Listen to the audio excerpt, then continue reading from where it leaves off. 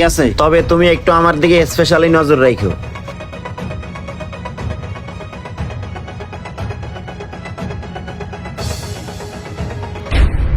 এই রিয়াজ, এইদিকে আসো।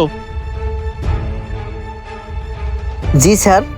আচ্ছা, ওই 12 নম্বর টেবিলের বিল কত হয়েছিল? স্যার ওই 12 নাম্বার টেবিলে 60 টাকা বিল হয়েছে।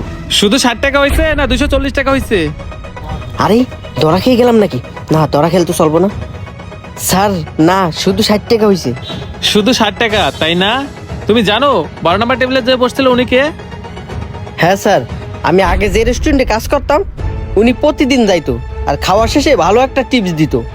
ও, উনি তোমার আগের পরিচিত, আর খাওয়ার শেষে তোমাকে ভালো টিপস দিত। তুমি জানো উনি কে? উনি এই রেস্টুরেন্টের ওনার। আর তুমি জানো উনি যাওয়ার সময় বলে গেছে তোমাকে এই রেস্টুরেন্ট থেকে বের করে দিতে। যাও, তুমি তোমার বেডিং পত্র সব গুছাই নিয়ে আসো, আমি তোমার হিসাব পাতি সব ক্লোজ করতেছি। স্যার আমার ভুল হয়ে গেছে, আমাকে এবার মতো মাফ করে দেন। আমি কখনোই এই ধরনের কাজ আর করবো না। স্যার এখন যদি আমাকে এই রেস্টুরেন্ট থেকে বের করে দেন তাহলে তো আমি আমার বউ বাচ্চা নিয়ে পথে বসে যাব। স্যার দয়া করে আমাকে চাকরি থেকে বের করে দিয়েন না, আমি আপনাকে কথা দিছি আর কোনোদিনও এই ধরনের কাজ করব না। আরে বেটা, তোর ভুলটা যদি আমার চোখে ধরা পড়তো আমি তোকে একবার দুইবার না 3বার হলেও মাফ করে দিতাম।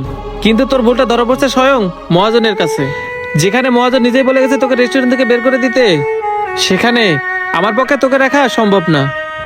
তবে একটা কথা সবসময় মনে রাখবি, যদি সৎ পথে চলতে পারিস, শুধু এই রেস্টুরেন্ট না, এর থেকে বড় বড় রেস্টুরেন্টেও কাজ করে খেতে পারবি।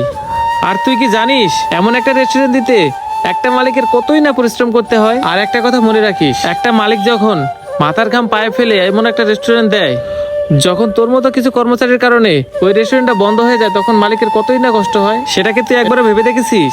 সো আমিও চাইবো না তোর মতো একটা কর্মচারী রেখে এই রেস্টুরেন্টের ক্ষতি করতে। তুমি এখন যেতে পারো।